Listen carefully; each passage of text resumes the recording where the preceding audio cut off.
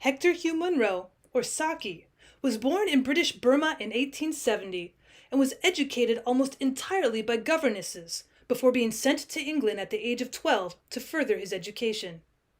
He would return to India to follow in his father's footsteps as an imperial police officer, but returned to England after several bouts of fever laid him out. Munro began writing historical pieces for British magazines, but soon moved to writing political satire for newspapers. Much of his work contrasts the conventions of Victorian and Edwardian England with ruthless, honest struggles of nature and humanity. Many figures in authority meet their untimely deaths or downfalls to the whims of nature, his most famous being The Interlopers and The Toys of Peace. Look for wit and wisdom, even the macabre in Saki's characters, to learn a moral lesson, as his characters haplessly forge ahead to their gloom and doom. The Bag by Saki. "The Major is coming in to tea," said Mrs. Hoopington to her niece. "He's just gone round to the stables with his horse.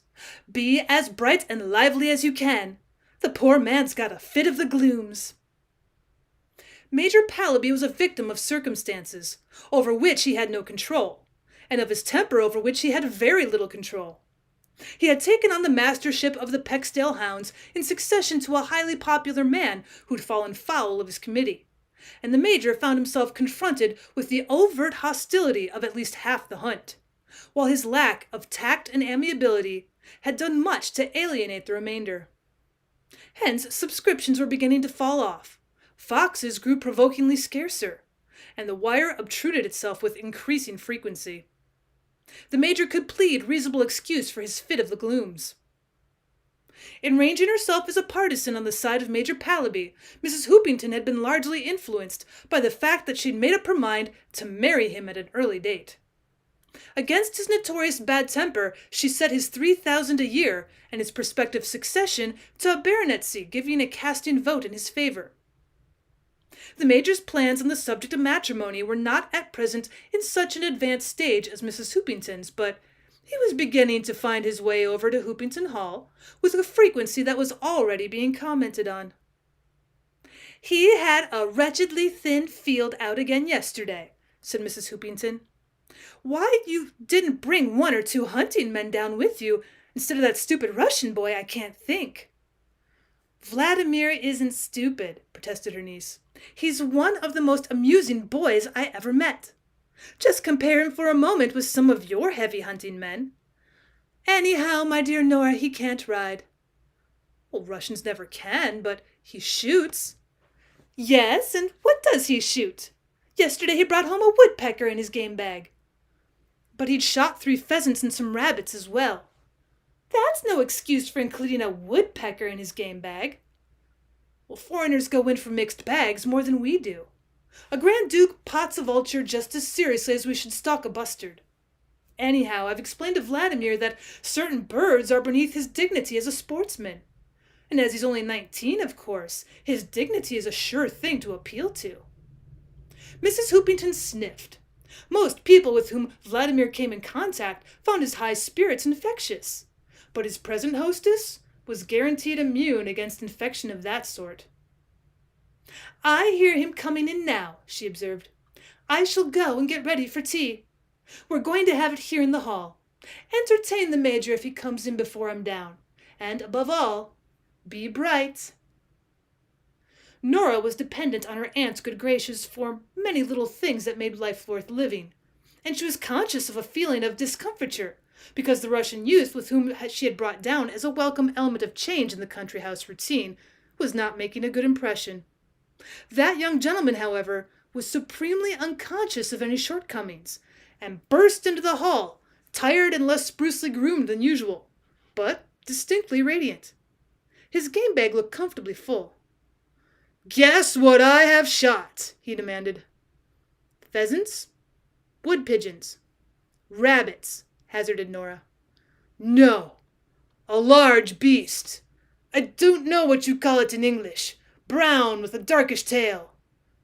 Nora changed color. "Does it live in a tree and eat nuts?" she asked, hoping the use of the adjective large Might be an exaggeration. Vladimir laughed. Oh, no, it's not a bielka. Does it swim and eat fish? Asked Nora, with a fervent prayer in her heart that it might turn out to be an otter. No, said Vladimir, busy with the straps of his game bag. It lives in the woods and eats rabbits and chickens. Nora sat down suddenly and hid her face in her hands. Oh, merciful heaven, she wailed. He's shot a fox. Vladimir looked up at her in consternation. In a torrent of agitated words, she tried to explain the horror of the situation. Well, the boy understood nothing, but was thoroughly alarmed. Hide it!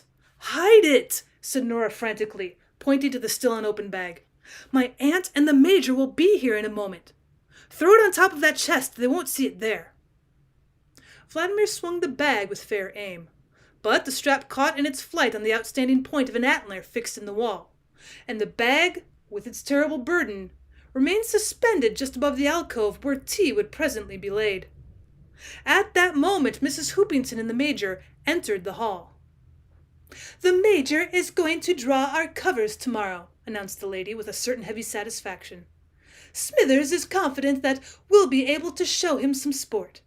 He swears he's seen a fox in the nut copse 3 times this week. I'm sure I hope so, said the major moodily. I must break this sequence of blank days. One hears so often that a fox has settled down as a tenant for life in certain covers, and then when you go turn him out, there isn't a trace of him. I'm certain a fox was shot or trapped in Lady Whidden's woods the very day before we drew them. Major, if anyone tried that game on in my woods, they'd get short shrift, said Mrs. Hoopington. Nora found her way mechanically to the tea table and made her fingers frantically busy in rearranging the parsley round the sandwich dish. On one side of her loomed the morose countenance of the major. On the other she was conscious of the scared, miserable eyes of Vladimir. And above it all hung that. She dared not raise her eyes above the level of the tea table, and she almost expected to see a spot of accusing vulpine blood drip down and stain the whiteness of the cloth. Her aunt's manner signaled to her the repeated message to be bright. For the present she was fully occupied in keeping her teeth from chattering. What did you shoot today?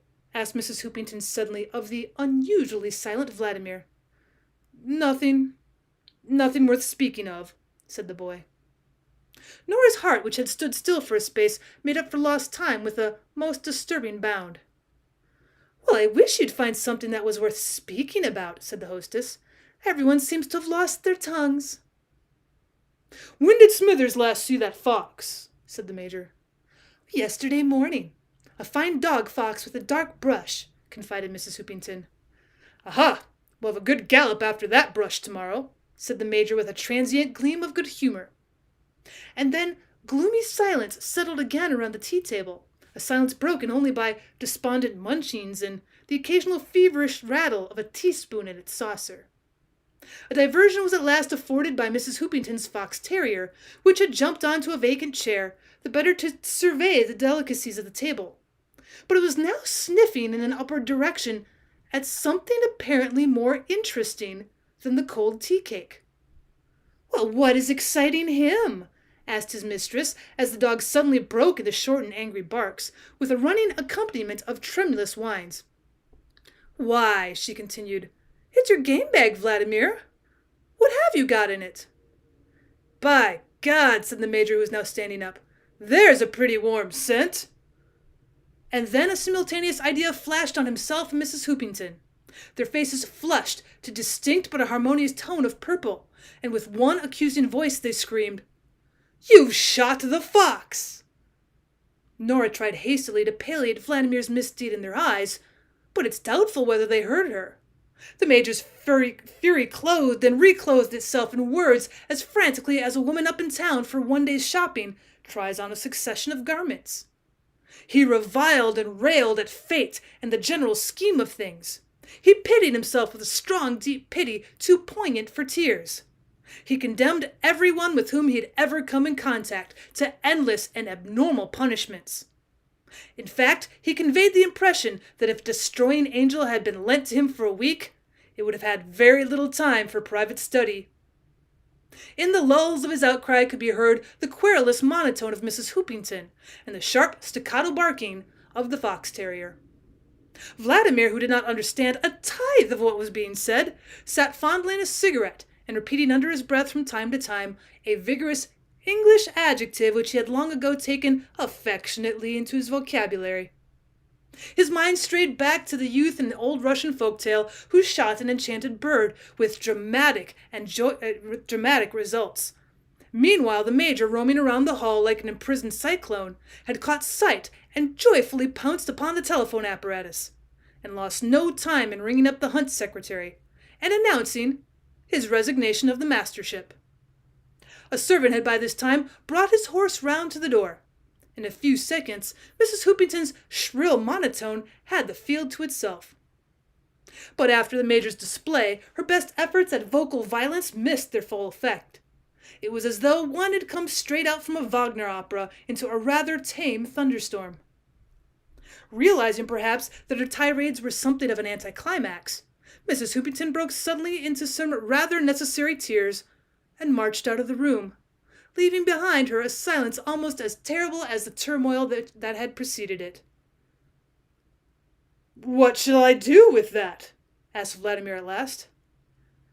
"Bury it," said Nora. "Just plain burial?" said Vladimir, rather relieved. He had almost expected that some of the local clergy would have insisted on being present, or that a salute might have had to be fired over the grave.